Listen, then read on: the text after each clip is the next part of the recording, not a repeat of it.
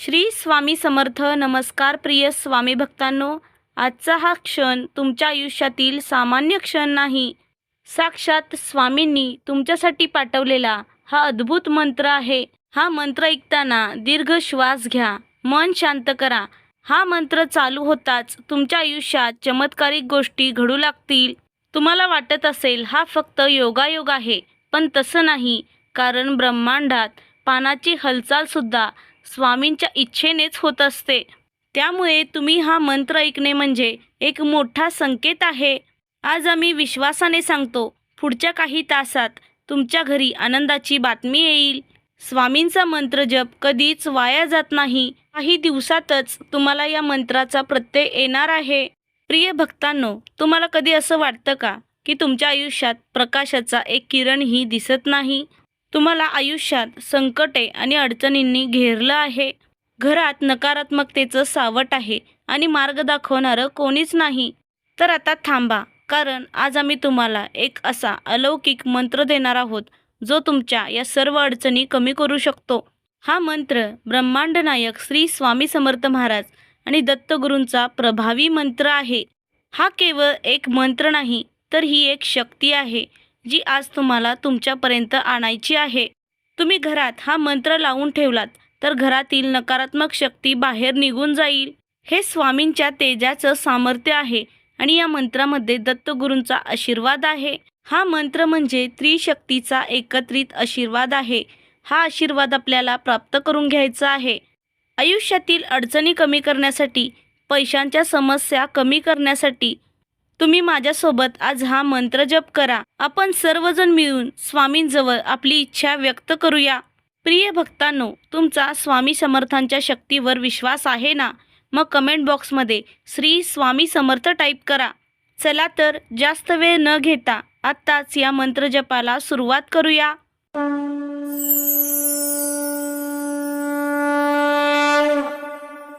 ओम श्री स्वामी समर्थाय दत्त दिगंबर स्वरूपाय नमः. ओम श्री स्वामी समर्थाय दत्त दिगंबर स्वरूपाय नमः. ओम श्री स्वामी समर्थाय दत्त दिगंबर स्वरूपाय नमः. ओम श्री स्वामी समर्थाय दत्त दिगंबर स्वरूपाय नमः. ओम श्री स्वामी समर्थाय दत्त दिगंबर स्वरूपाय नमः. ओम श्री स्वामी समर्थाय दत्त दिगंबर स्वरूपाय नमः. ओम श्री स्वामी समर्थाय दत्त दिगंबर स्वरूपाय नमः. ओम श्री स्वामी समर्थाय दत्त दिगंबर स्वरूपाय नमः.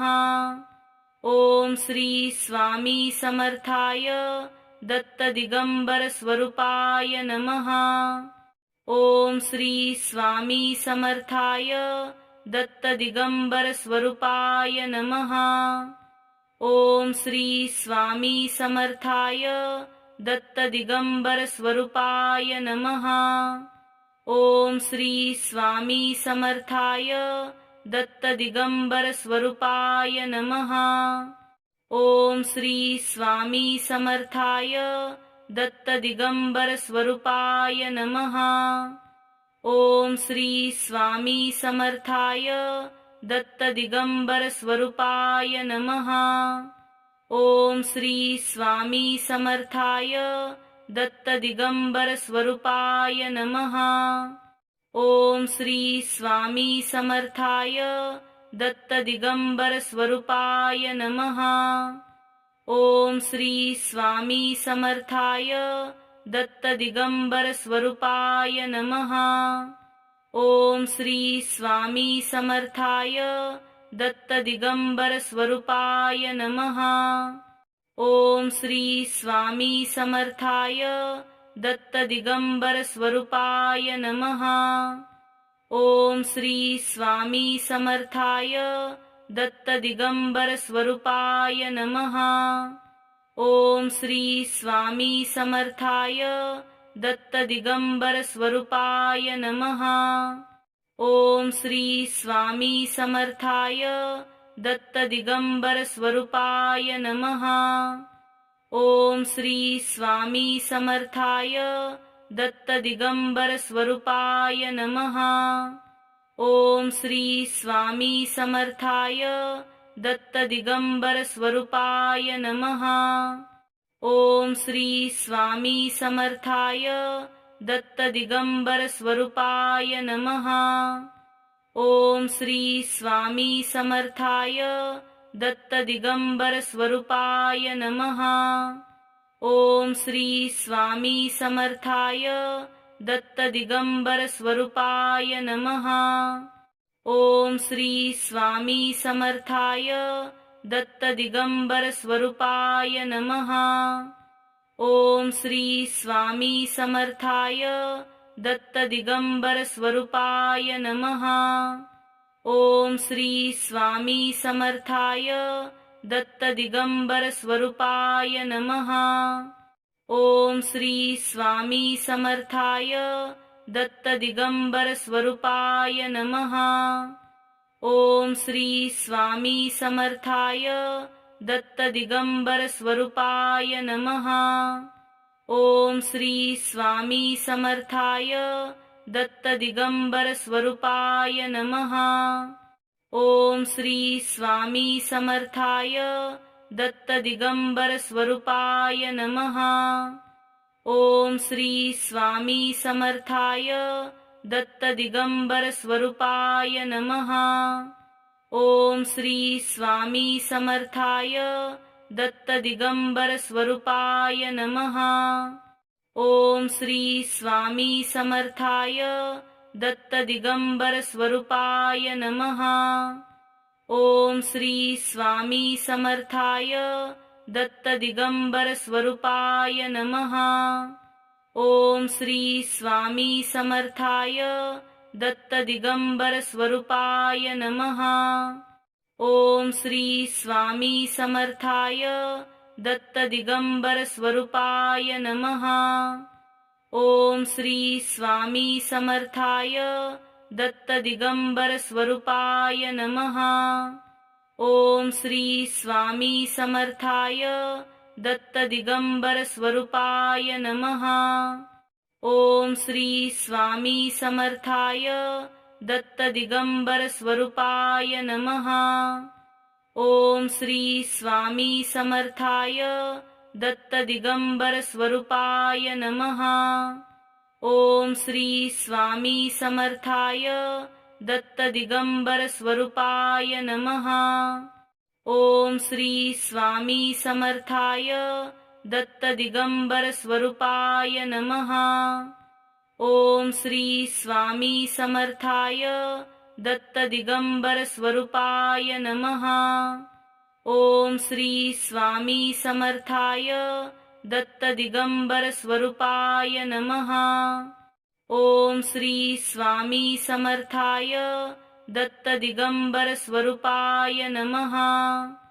ओम श्री स्वामी समर्थाय दत्त दिगंबर स्वरूपाय नमः। ओम श्री स्वामी समर्थाय दत्त दिगंबर स्वरूपाय नमः। ओम श्री स्वामी समर्थाय दत्त दिगंबर स्वरूपाय नमः। ओम श्री स्वामी समर्थाय दत्त दिगंबर स्वरूपाय नमः। ओम श्री स्वामी समर्थाय दत्त दिगंबर स्वरूपाय नमः। ओम श्री स्वामी समर्थाय दत्त दिगंबर स्वरूपाय नमः। ओम श्री स्वामी समर्थाय दत्त दिगंबर स्वरूपाय नमः। ओम श्री स्वामी समर्थाय दत्त दिगंबर स्वरूपाय नमः। ओम श्री स्वामी समर्थाय दत्त दिगंबर स्वरूपाय नमः। ओम श्री स्वामी समर्थाय दत्त दिगंबर स्वरूपाय नमः। ओम श्री स्वामी समर्थाय दत्त दिगंबर स्वरूपाय नमः। ओम श्री स्वामी समर्थाय दत्त दिगंबर स्वरूपाय नमः। ओम श्री स्वामी समर्थाय दत्त दिगंबर स्वरूपाय नमः। ओम श्री स्वामी समर्थाय दत्त दिगंबर स्वरूपाय नमः।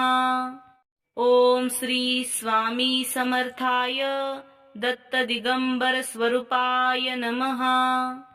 ओम श्री स्वामी समर्थाय दत्त दिगंबर स्वरूपाय नमः।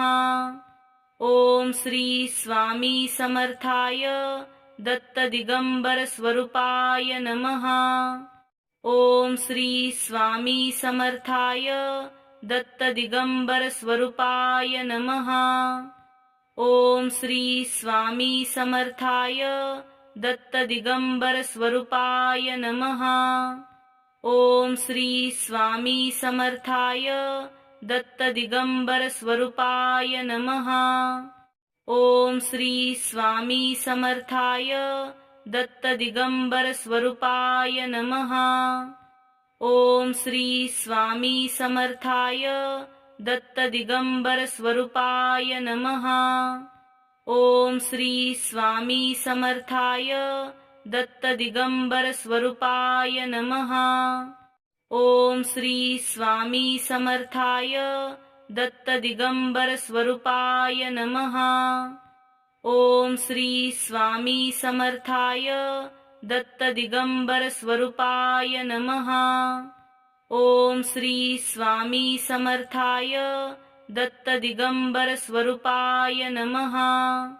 ओम श्री स्वामी समर्थाय दत्त दिगंबर स्वरूपाय नमः। ओम श्री स्वामी समर्थाय दत्त दिगंबर स्वरूपाय नमः। ओम श्री स्वामी समर्थाय दत्त दिगंबर स्वरूपाय नमः। ओम श्री स्वामी समर्थाय दत्त दिगंबर स्वरूपाय नमः। ओम श्री स्वामी समर्थाय दत्त दिगंबर स्वरूपाय नमः। ओम श्री स्वामी समर्थाय दत्त दिगंबर स्वरूपाय नमः। ओम श्री स्वामी समर्थाय दत्त दिगंबर स्वरूपाय नमः। ओम श्री स्वामी समर्थाय दत्त दिगंबर स्वरूपाय नमः। ओम श्री स्वामी समर्थाय दत्त दिगंबर स्वरूपाय नमः। ओम श्री स्वामी समर्थाय दत्त दिगंबर स्वरूपाय नमः। ओम श्री स्वामी समर्थाय दत्त दिगंबर स्वरूपाय नमः। ओम श्री स्वामी समर्थाय दत्त दिगंबर स्वरूपाय नमः। ओम श्री स्वामी समर्थाय दत्त दिगंबर स्वरूपाय नमः। ओम श्री स्वामी समर्थाय दत्त दिगंबर स्वरूपाय नमः। ओम श्री स्वामी समर्थाय दत्त दिगंबर स्वरूपाय नमः। ओम श्री स्वामी समर्थाय दत्त दिगंबर स्वरूपाय नमः। ओम श्री स्वामी समर्थाय दत्त दिगंबर स्वरूपाय नमः। ओम श्री स्वामी समर्थाय दत्त दिगंबर स्वरूपाय नमः। ओम श्री स्वामी समर्थाय दत्त दिगंबर स्वरूपाय नमः। ओम श्री स्वामी समर्थाय दत्त दिगंबर स्वरूपाय नमः। ओम श्री स्वामी समर्थाय दत्त दिगंबर स्वरूपाय नमः। ओम श्री स्वामी समर्थाय दत्त दिगंबर स्वरूपाय नमः। ओम श्री स्वामी समर्थाय दत्त दिगंबर स्वरूपाय नमः। ओम श्री स्वामी समर्थाय दत्त दिगंबर स्वरूपाय नमः। ओम श्री स्वामी समर्थाय दत्त दिगंबर स्वरूपाय नमः। ओम श्री स्वामी समर्थाय दत्त दिगंबर स्वरूपाय नमः। ओम श्री स्वामी समर्थाय दत्त दिगंबर स्वरूपाय नमः। ओम श्री स्वामी समर्थाय दत्त दिगंबर स्वरूपाय नमः। ओम श्री स्वामी समर्थाय दत्त दिगंबर स्वरूपाय नमः। ओम श्री स्वामी समर्थाय दत्त दिगंबर स्वरूपाय नमः। ओम श्री स्वामी समर्थाय दत्त दिगंबर स्वरूपाय नमः। ओम श्री स्वामी समर्थाय दत्त दिगंबर स्वरूपाय नमः। ओम श्री स्वामी समर्थाय दत्त दिगंबर स्वरूपाय नमः। ओम श्री स्वामी समर्थाय दत्त दिगंबर स्वरूपाय नमः।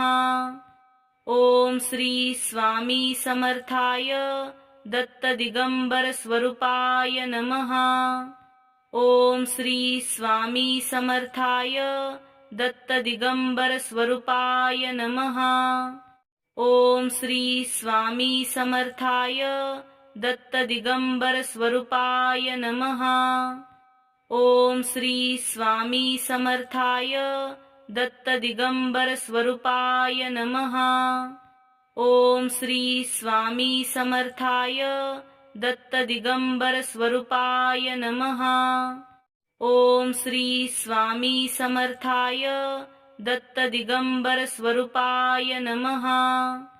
ओम श्री स्वामी समर्थाय दत्त दिगंबर स्वरूपाय नमः। ओम श्री स्वामी समर्थाय दत्त दिगंबर स्वरूपाय नमः। ओम श्री स्वामी समर्थाय दत्त दिगंबर स्वरूपाय नमः। ओम श्री स्वामी समर्थाय दत्त दिगंबर स्वरूपाय नमः। ओम श्री स्वामी समर्थाय दत्त दिगंबर स्वरूपाय नमः। ओम श्री स्वामी समर्थाय दत्त दिगंबर स्वरूपाय नमः। ओम श्री स्वामी समर्थाय दत्त दिगंबर स्वरूपाय नमः। ओम श्री स्वामी समर्थाय दत्त दिगंबर स्वरूपाय नमः। ओम श्री स्वामी समर्थाय दत्त दिगंबर स्वरूपाय नमः। ओम श्री स्वामी समर्थाय दत्त दिगंबर स्वरूपाय नमः। ओम श्री स्वामी समर्थाय दत्त दिगंबर स्वरूपाय नमः। ओम श्री स्वामी समर्थाय दत्त दिगंबर स्वरूपाय नमः। ओम श्री स्वामी समर्थाय दत्त दिगंबर स्वरूपाय नमः। ओम श्री स्वामी समर्थाय दत्त दिगंबर स्वरूपाय नमः। ओम श्री स्वामी समर्थाय दत्त दिगंबर स्वरूपाय नमः। ओम श्री स्वामी समर्थाय दत्त दिगंबर स्वरूपाय नमः। ओम श्री स्वामी समर्थाय दत्त दिगंबर स्वरूपाय नमः। ओम श्री स्वामी समर्थाय दत्त दिगंबर स्वरूपाय नमः। ओम श्री स्वामी समर्थाय दत्त दिगंबर स्वरूपाय नमः। ओम श्री स्वामी समर्थाय दत्त दिगंबर स्वरूपाय नमः। ओम श्री स्वामी समर्थाय दत्त दिगंबर स्वरूपाय नमः। ओम श्री स्वामी समर्थाय दत्त दिगंबर स्वरूपाय नमः। ओम श्री स्वामी समर्थाय दत्त दिगंबर स्वरूपाय नमः। ओम श्री स्वामी समर्थाय दत्त दिगंबर स्वरूपाय नमः। ओम श्री स्वामी समर्थाय दत्त दिगंबर स्वरूपाय नमः। ओम श्री स्वामी समर्थाय दत्त दिगंबर स्वरूपाय नमः। ओम श्री स्वामी समर्थाय दत्त दिगंबर स्वरूपाय नमः। ओम श्री स्वामी समर्थाय दत्त दिगंबर स्वरूपाय नमः। ओम श्री स्वामी समर्थाय दत्त दिगंबर स्वरूपाय नमः। ओम श्री स्वामी समर्थाय दत्त दिगंबर स्वरूपाय नमः। ओम श्री स्वामी समर्थाय दत्त दिगंबर स्वरूपाय नमः। ओम श्री स्वामी समर्थाय दत्त दिगंबर स्वरूपाय नमः। ओम श्री स्वामी समर्थाय दत्त दिगंबर स्वरूपाय नमः। ओम श्री स्वामी समर्थाय दत्त दिगंबर स्वरूपाय नमः। ओम श्री स्वामी समर्थाय दत्त दिगंबर स्वरूपाय नमः। ओम श्री स्वामी समर्थाय दत्त दिगंबर स्वरूपाय नमः। ओम श्री स्वामी समर्थाय दत्त दिगंबर स्वरूपाय नमः। ओम श्री स्वामी समर्थाय दत्त दिगंबर स्वरूपाय नमः। ओम श्री स्वामी समर्थाय दत्त दिगंबर स्वरूपाय नमः। ओम श्री स्वामी समर्थाय दत्त दिगंबर स्वरूपाय नमः। ओम श्री स्वामी समर्थाय दत्त दिगंबर स्वरूपाय नमः। ओम श्री स्वामी समर्थाय दत्त दिगंबर स्वरूपाय नमः। ओम श्री स्वामी समर्थाय दत्त दिगंबर स्वरूपाय नमः। ओम श्री स्वामी समर्थाय दत्त दिगंबर स्वरूपाय नमः। ओम श्री स्वामी समर्थाय दत्त दिगंबर स्वरूपाय नमः। ओम श्री स्वामी समर्थाय दत्त दिगंबर स्वरूपाय नमः। ओम श्री स्वामी समर्थाय दत्त दिगंबर स्वरूपाय नमः। ओम श्री स्वामी समर्थाय दत्त दिगंबर स्वरूपाय नमः। ओम श्री स्वामी समर्थाय दत्त दिगंबर स्वरूपाय नमः। ओम श्री स्वामी समर्थाय दत्त दिगंबर स्वरूपाय नमः। ओम श्री स्वामी समर्थाय दत्त दिगंबर स्वरूपाय नमः। ओम श्री स्वामी समर्थाय दत्त दिगंबर स्वरूपाय नमः। ओम श्री स्वामी समर्थाय दत्त दिगंबर स्वरूपाय नमः। ओम श्री स्वामी समर्थाय दत्त दिगंबर स्वरूपाय नमः। ओम श्री स्वामी समर्थाय दत्त दिगंबर स्वरूपाय नमः। ओम श्री स्वामी समर्थाय दत्त दिगंबर स्वरूपाय नमः। ओम श्री स्वामी समर्थाय दत्त दिगंबर स्वरूपाय नमः। ओम श्री स्वामी समर्थाय दत्त दिगंबर स्वरूपाय नमः। ओम श्री स्वामी समर्थाय दत्त दिगंबर स्वरूपाय नमः। ओम श्री स्वामी समर्थाय दत्त दिगंबर स्वरूपाय नमः। ओम श्री स्वामी समर्थाय दत्त दिगंबर स्वरूपाय नमः। ओम श्री स्वामी समर्थाय दत्त दिगंबर स्वरूपाय नमः। ओम श्री स्वामी समर्थाय दत्त दिगंबर स्वरूपाय नमः। ओम श्री स्वामी समर्थाय दत्त दिगंबर स्वरूपाय नमः। ओम श्री स्वामी समर्थाय दत्त दिगंबर स्वरूपाय नमः। ओम श्री स्वामी समर्थाय दत्त दिगंबर स्वरूपाय नमः। ओम श्री स्वामी समर्थाय दत्त दिगंबर स्वरूपाय नमः। ओम श्री स्वामी समर्थाय दत्त दिगंबर स्वरूपाय नमः। ओम श्री स्वामी समर्थाय दत्त दिगंबर स्वरूपाय नमः। ओम श्री स्वामी समर्थाय दत्त दिगंबर स्वरूपाय नमः। ओम श्री स्वामी समर्थाय दत्त दिगंबर स्वरूपाय नमः। ओम श्री स्वामी समर्थाय दत्त दिगंबर स्वरूपाय नमः। ओम श्री स्वामी समर्थाय दत्त दिगंबर स्वरूपाय नमः। ओम श्री स्वामी समर्थाय दत्त दिगंबर स्वरूपाय नमः।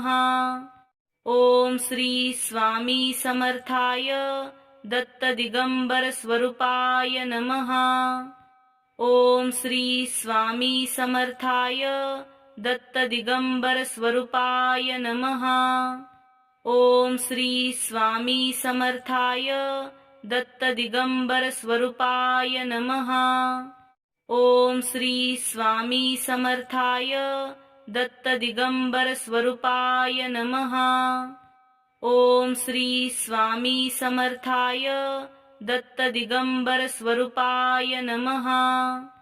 ओम श्री स्वामी समर्थाय दत्त दिगंबर स्वरूपाय नमः। ओम श्री स्वामी समर्थाय दत्त दिगंबर स्वरूपाय नमः। ओम श्री स्वामी समर्थाय दत्त दिगंबर स्वरूपाय नमः।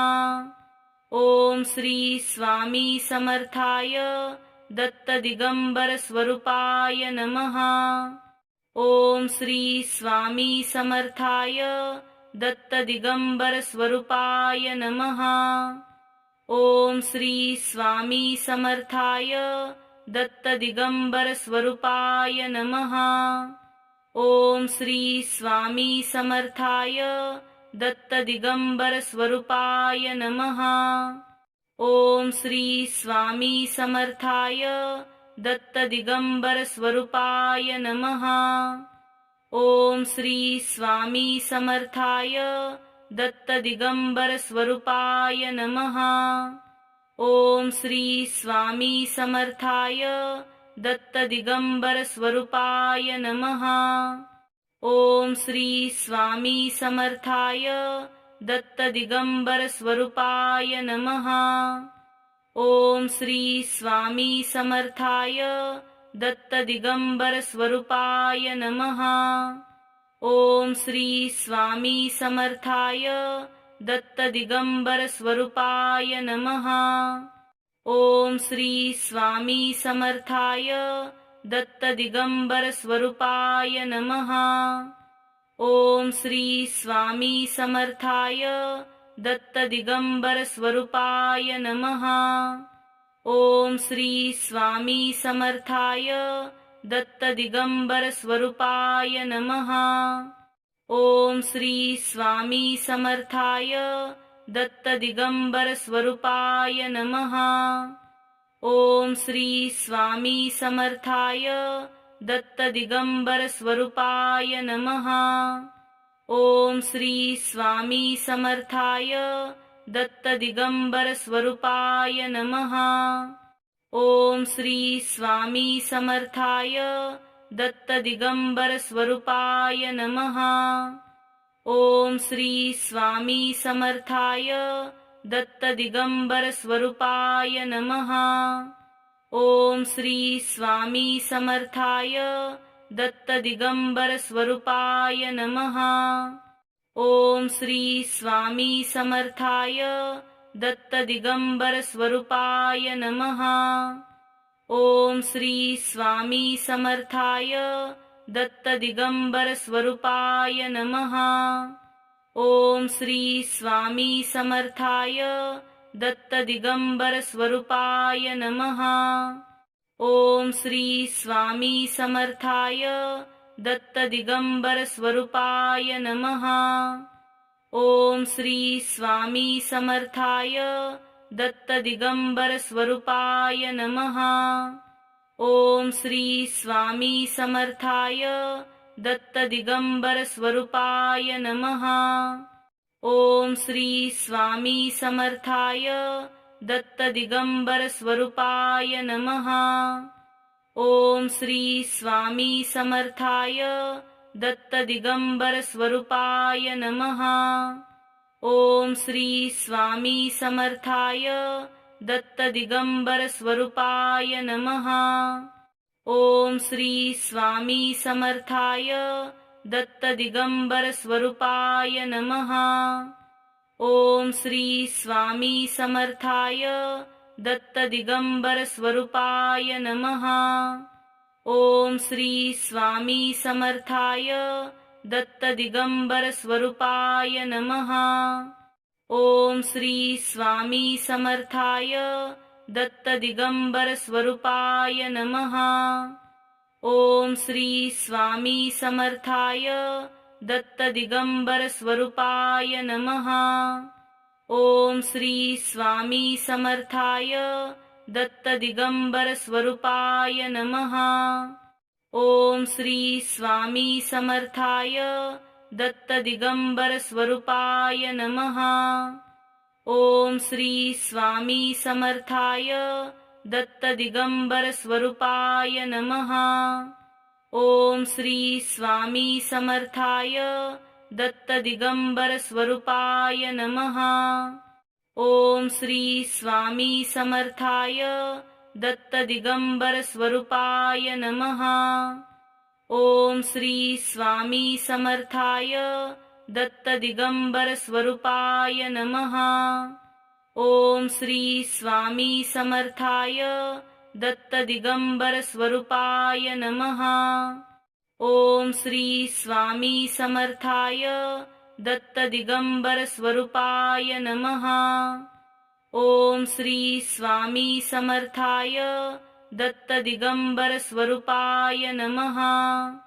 ओम श्री स्वामी समर्थाय दत्त दिगंबर स्वरूपाय नमः। ओम श्री स्वामी समर्थाय दत्त दिगंबर स्वरूपाय नमः। ओम श्री स्वामी समर्थाय दत्त दिगंबर स्वरूपाय नमः। ओम श्री स्वामी समर्थाय दत्त दिगंबर स्वरूपाय नमः।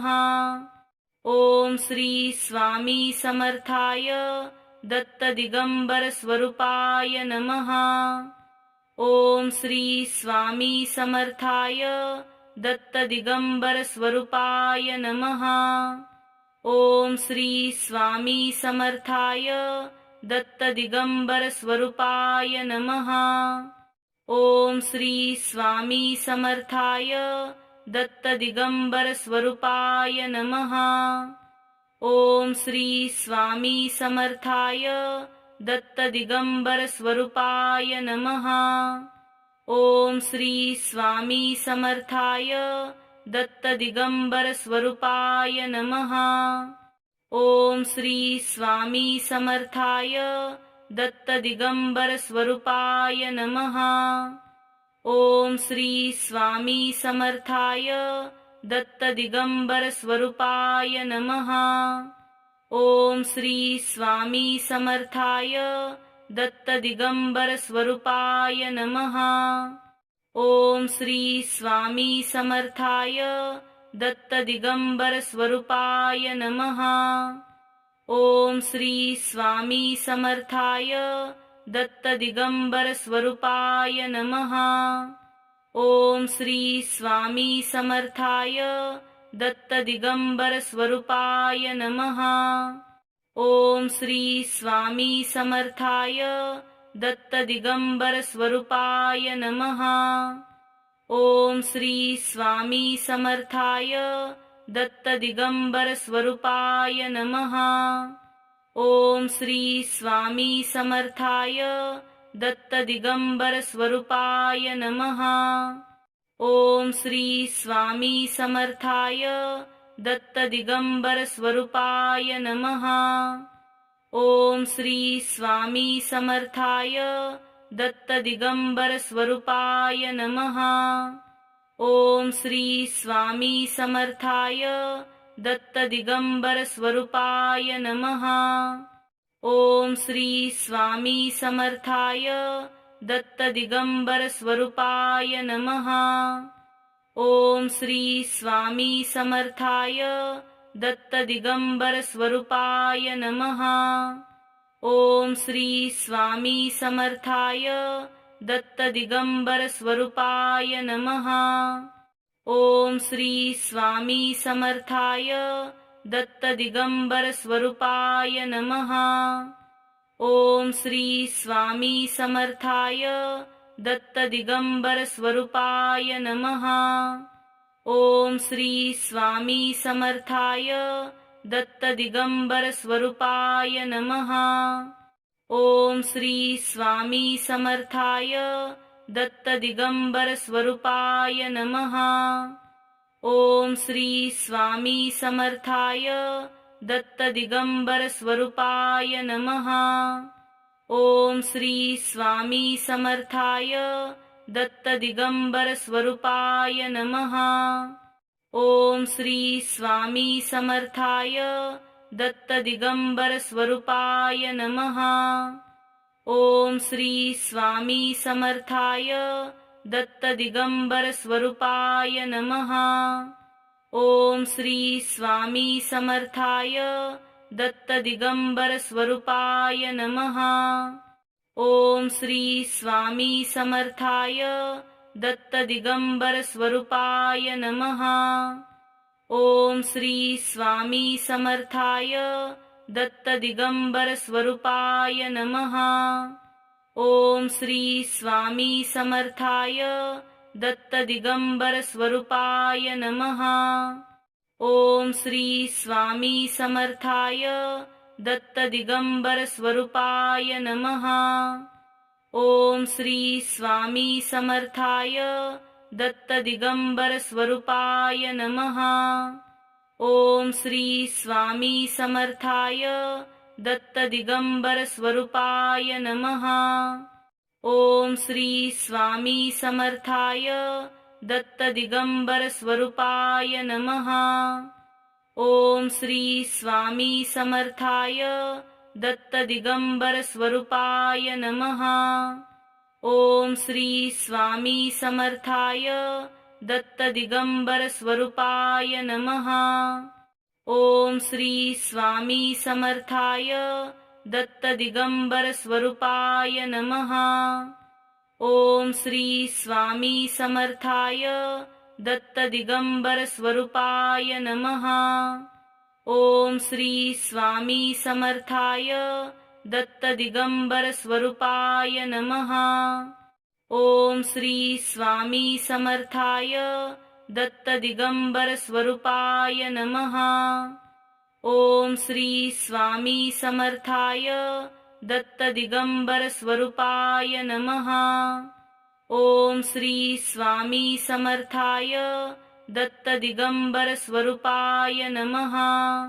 ओम श्री स्वामी समर्थाय दत्त दिगंबर स्वरूपाय नमः। ओम श्री स्वामी समर्थाय दत्त दिगंबर स्वरूपाय नमः। ओम श्री स्वामी समर्थाय दत्त दिगंबर स्वरूपाय नमः। ओम श्री स्वामी समर्थाय दत्त दिगंबर स्वरूपाय नमः।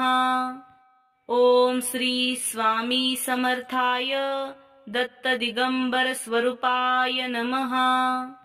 ओम श्री स्वामी समर्थाय दत्त दिगंबर स्वरूपाय नमः। ओम श्री स्वामी समर्थाय दत्त दिगंबर स्वरूपाय नमः। ओम श्री स्वामी समर्थाय दत्त दिगंबर स्वरूपाय नमः। ओम श्री स्वामी समर्थाय दत्त दिगंबर स्वरूपाय नमः। ओम श्री स्वामी समर्थाय दत्त दिगंबर स्वरूपाय नमः।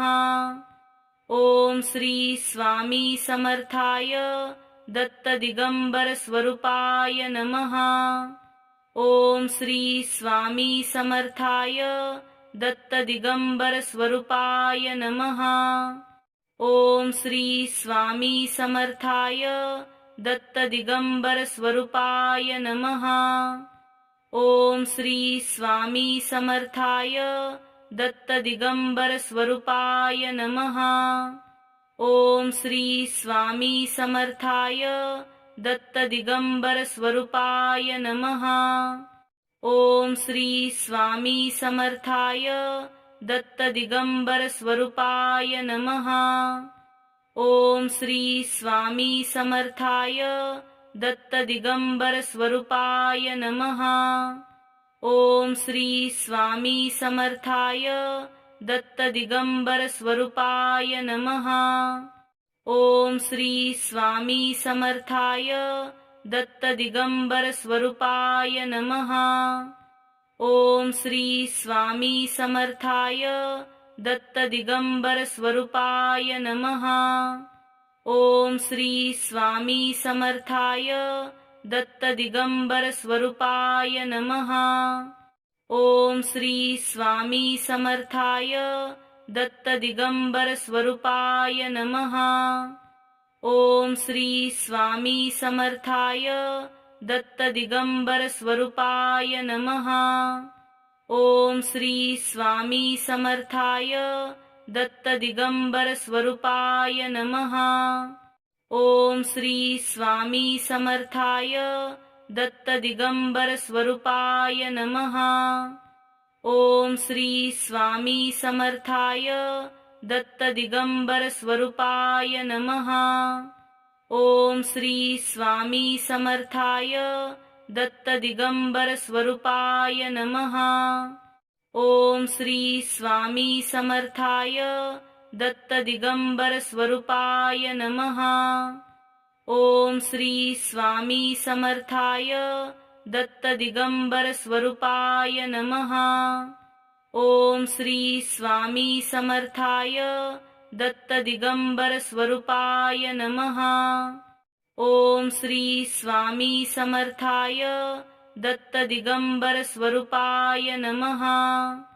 ओम श्री स्वामी समर्थाय दत्त दिगंबर स्वरूपाय नमः। ओम श्री स्वामी समर्थाय दत्त दिगंबर स्वरूपाय नमः। ओम श्री स्वामी समर्थाय दत्त दिगंबर स्वरूपाय नमः। ओम श्री स्वामी समर्थाय दत्त दिगंबर स्वरूपाय नमः। ओम श्री स्वामी समर्थाय दत्त दिगंबर स्वरूपाय नमः। ओम श्री स्वामी समर्थाय दत्त दिगंबर स्वरूपाय नमः। ओम श्री स्वामी समर्थाय दत्त दिगंबर स्वरूपाय नमः। ओम श्री स्वामी समर्थाय दत्त दिगंबर स्वरूपाय नमः। ओम श्री स्वामी समर्थाय दत्त दिगंबर स्वरूपाय नमः। ओम श्री स्वामी समर्थाय दत्त दिगंबर स्वरूपाय नमः। ओम श्री स्वामी समर्थाय दत्त दिगंबर स्वरूपाय नमः। ओम श्री स्वामी समर्थाय दत्त दिगंबर स्वरूपाय नमः। ओम श्री स्वामी समर्थाय दत्त दिगंबर स्वरूपाय नमः। ओम श्री स्वामी समर्थाय दत्त दिगंबर स्वरूपाय नमः। ओम श्री स्वामी समर्थाय दत्त दिगंबर स्वरूपाय नमः। ओम श्री स्वामी समर्थाय दत्त दिगंबर स्वरूपाय नमः। ओम श्री स्वामी समर्थाय दत्त दिगंबर स्वरूपाय नमः। ओम श्री स्वामी समर्थाय दत्त दिगंबर स्वरूपाय नमः। ओम श्री स्वामी समर्थाय दत्त दिगंबर स्वरूपाय नमः। ओम श्री स्वामी समर्थाय दत्त दिगंबर स्वरूपाय नमः। ओम श्री स्वामी समर्थाय दत्त दिगंबर स्वरूपाय नमः। ओम श्री स्वामी समर्थाय दत्त दिगंबर स्वरूपाय नमः। ओम श्री स्वामी समर्थाय दत्त दिगंबर स्वरूपाय नमः। ओम श्री स्वामी समर्थाय दत्त दिगंबर स्वरूपाय नमः। ओम श्री स्वामी समर्थाय दत्त दिगंबर स्वरूपाय नमः। ओम श्री स्वामी समर्थाय दत्त दिगंबर स्वरूपाय नमः। ओम श्री स्वामी समर्थाय दत्त दिगंबर स्वरूपाय नमः। ओम श्री स्वामी समर्थाय दत्त दिगंबर स्वरूपाय नमः। ओम श्री स्वामी समर्थाय दत्त दिगंबर स्वरूपाय नमः। ओम श्री स्वामी समर्थाय दत्त दिगंबर स्वरूपाय नमः। ओम श्री स्वामी समर्थाय दत्त दिगंबर स्वरूपाय नमः। ओम श्री स्वामी समर्थाय दत्त दिगंबर स्वरूपाय नमः। ओम श्री स्वामी समर्थाय दत्त दिगंबर स्वरूपाय नमः। ओम श्री स्वामी समर्थाय दत्त दिगंबर स्वरूपाय नमः। ओम श्री स्वामी समर्थाय दत्त दिगंबर स्वरूपाय नमः। ओम श्री स्वामी समर्थाय दत्त दिगंबर स्वरूपाय नमः। ओम श्री स्वामी समर्थाय दत्त दिगंबर स्वरूपाय नमः। ओम श्री स्वामी समर्थाय दत्त दिगंबर स्वरूपाय नमः। ओम श्री स्वामी समर्थाय दत्त दिगंबर स्वरूपाय नमः। ओम श्री स्वामी समर्थाय दत्त दिगंबर स्वरूपाय नमः। ओम श्री स्वामी समर्थाय दत्त दिगंबर स्वरूपाय नमः। ओम श्री स्वामी समर्थाय दत्त दिगंबर स्वरूपाय नमः। ओम श्री स्वामी समर्थाय दत्त दिगंबर स्वरूपाय नमः। ओम श्री स्वामी समर्थाय दत्त दिगंबर स्वरूपाय नमः। ओम श्री स्वामी समर्थाय दत्त दिगंबर स्वरूपाय नमः। ओम श्री स्वामी समर्थाय दत्त दिगंबर स्वरूपाय नमः। ओम श्री स्वामी समर्थाय दत्त दिगंबर स्वरूपाय नमः। ओम श्री स्वामी समर्थाय दत्त दिगंबर स्वरूपाय नमः। ओम श्री स्वामी समर्थाय दत्त दिगंबर स्वरूपाय नमः। ओम श्री स्वामी समर्थाय दत्त दिगंबर स्वरूपाय नमः। ओम श्री स्वामी समर्थाय दत्त दिगंबर स्वरूपाय नमः। ओम श्री स्वामी समर्थाय दत्त दिगंबर स्वरूपाय नमः। ओम श्री स्वामी समर्थाय दत्त दिगंबर स्वरूपाय नमः। ओम श्री स्वामी समर्थाय दत्त दिगंबर स्वरूपाय नमः। ओम श्री स्वामी समर्थाय दत्त दिगंबर स्वरूपाय नमः। ओम श्री स्वामी समर्थाय दत्त दिगंबर स्वरूपाय नमः। ओम श्री स्वामी समर्थाय दत्त दिगंबर स्वरूपाय नमः। ओम श्री स्वामी समर्थाय दत्त दिगंबर स्वरूपाय नमः। ओम श्री स्वामी समर्थाय दत्त दिगंबर स्वरूपाय नमः। ओम श्री स्वामी समर्थाय दत्त दिगंबर स्वरूपाय नमः। ओम श्री स्वामी समर्थाय दत्त दिगंबर स्वरूपाय नमः। ओम श्री स्वामी समर्थाय दत्त दिगंबर स्वरूपाय नमः। ओम श्री स्वामी समर्थाय दत्त दिगंबर स्वरूपाय नमः। ओम श्री स्वामी समर्थाय दत्त दिगंबर स्वरूपाय नमः। ओम श्री स्वामी समर्थाय दत्त दिगंबर स्वरूपाय नमः। ओम श्री स्वामी समर्थाय दत्त दिगंबर स्वरूपाय नमः।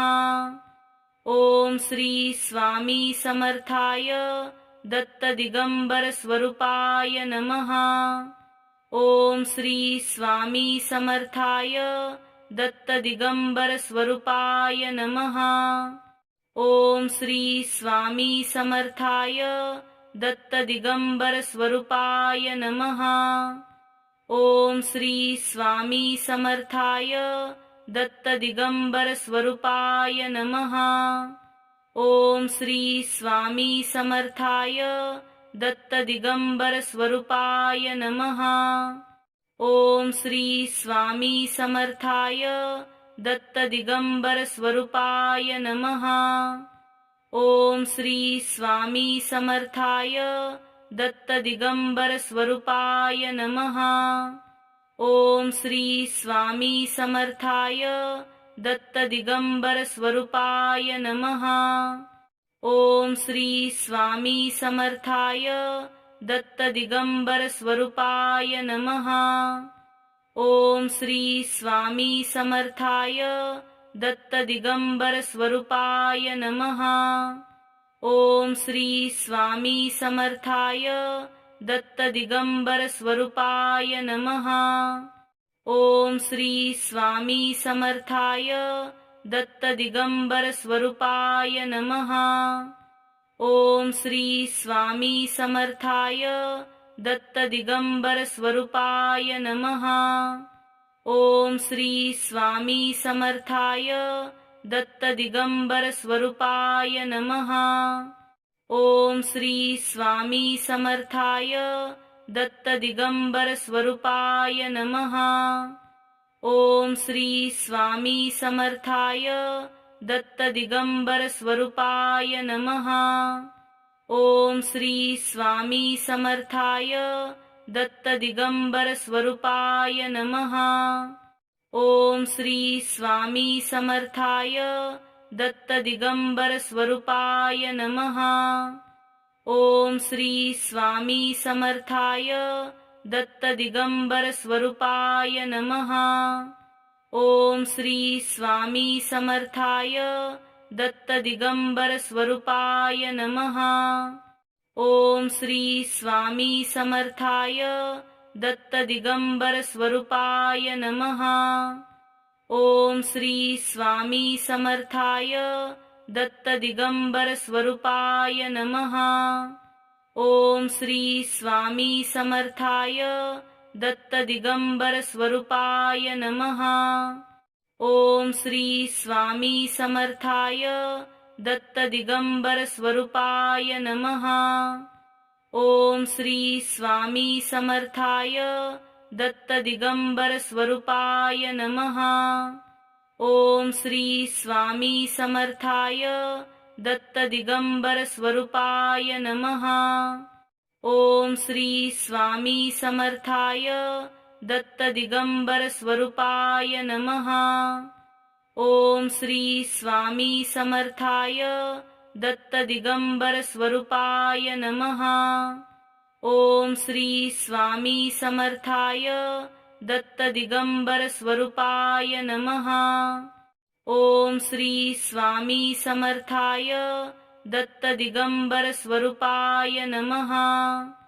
ओम श्री स्वामी समर्थाय दत्त दिगंबर स्वरूपाय नमः। ओम श्री स्वामी समर्थाय दत्त दिगंबर स्वरूपाय नमः। ओम श्री स्वामी समर्थाय दत्त दिगंबर स्वरूपाय नमः। ओम श्री स्वामी समर्थाय दत्त दिगंबर स्वरूपाय नमः। ओम श्री स्वामी समर्थाय दत्त दिगंबर स्वरूपाय नमः। ओम श्री स्वामी समर्थाय दत्त दिगंबर स्वरूपाय नमः। ओम श्री स्वामी समर्थाय दत्त दिगंबर स्वरूपाय नमः। ओम श्री स्वामी समर्थाय दत्त दिगंबर स्वरूपाय नमः। ओम श्री स्वामी समर्थाय दत्त दिगंबर स्वरूपाय नमः। ओम श्री स्वामी समर्थाय दत्त दिगंबर स्वरूपाय नमः। ओम श्री स्वामी समर्थाय दत्त दिगंबर स्वरूपाय नमः। ओम श्री स्वामी समर्थाय दत्त दिगंबर स्वरूपाय नमः।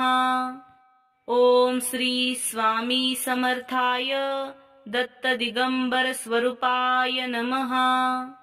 ओम श्री स्वामी समर्थाय दत्त दिगंबर स्वरूपाय नमः। ओम श्री स्वामी समर्थाय दत्त दिगंबर स्वरूपाय नमः। ओम श्री स्वामी समर्थाय दत्त दिगंबर स्वरूपाय नमः। ओम श्री स्वामी समर्थाय दत्त दिगंबर स्वरूपाय नमः।